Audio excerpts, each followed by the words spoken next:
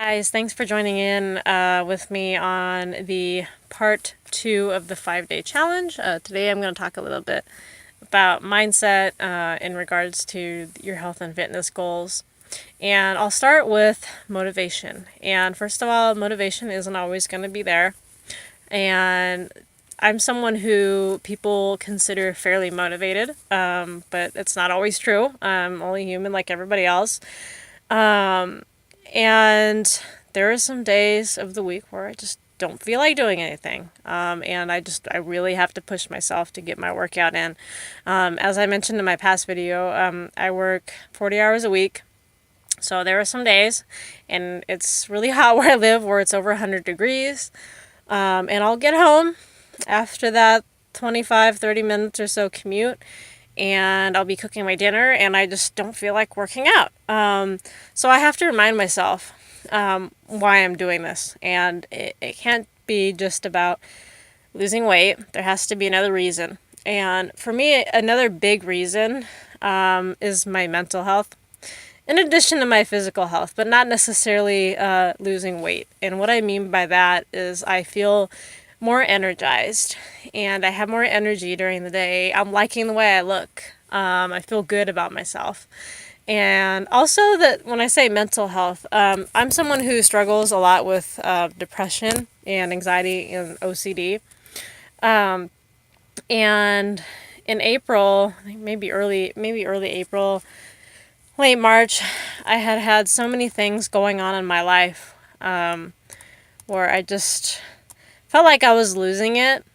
And I had actually gone to the doctor, and I had actually gotten a prescription for anxiety medications because I was having a very difficult time handling my anxiety and also maintaining my life, my marriage, and my job.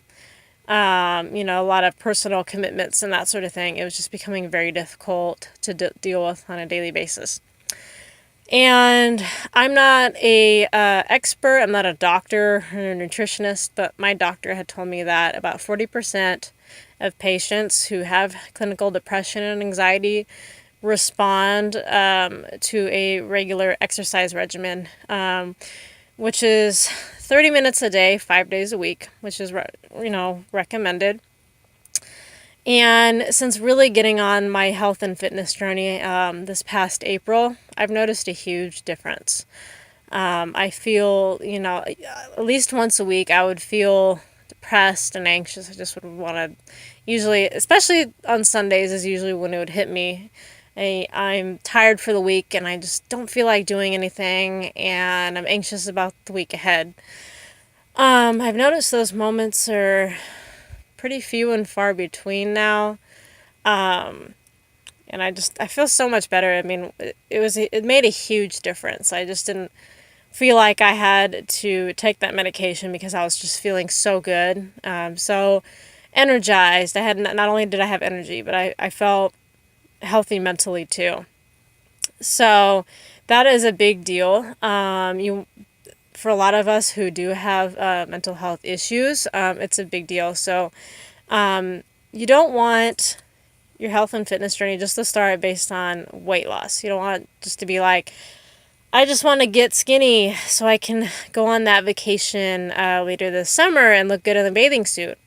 There has to be a big reason. I mean, that can be a reason. It's totally fine to have that as a reason. But you don't want that to be your only reason. And the reason for that is because that you will get off track once you reach that goal. Once you lose that weight, what are you going to do? I mean, you're probably going to go back to your regular eating habits.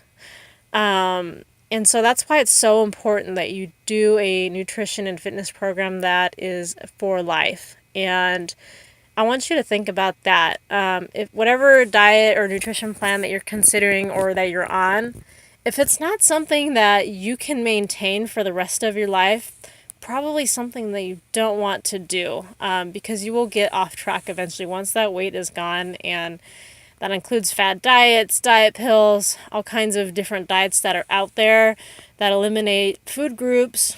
Once you reach your goal, I mean, you're going to just be like, I want to go have some junk food, right?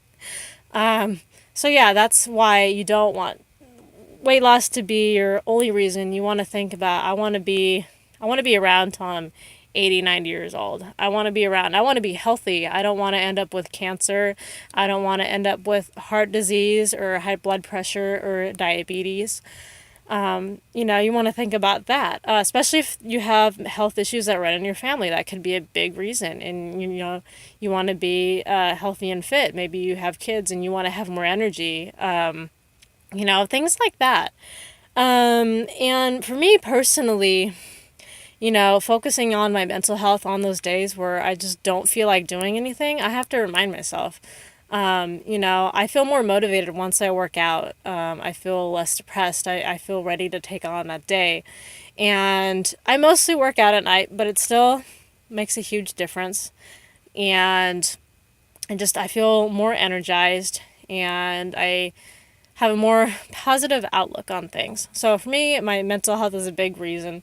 And also just feeling good about myself. I mean, I got tired of looking at photos of myself, being in the fitting room and just really hating the way I look. You have to not only give it time, because a lot of people, they don't have a lot of patience, and they'll get frustrated when they don't see that number on the scale going down. And they'll just kind of be like, I don't want to do this. So you also have to have a lot of patience. I mean, for me personally, the number on the scale hasn't really moved too much in the past 2 weeks. And I could let that get me down, or I could focus on how I'm feeling in my clothes. I've noticed that I feel trimmer in my clothes. My clothes are feeling looser. I'm feeling more fit. And those are the things that you want to focus on, because that number on the scale, especially for women, can be changing for all kinds of different reasons. It could be that time of month. It could be shortly before that time of month where our hormones change and we'll be retaining water. We could be bloated.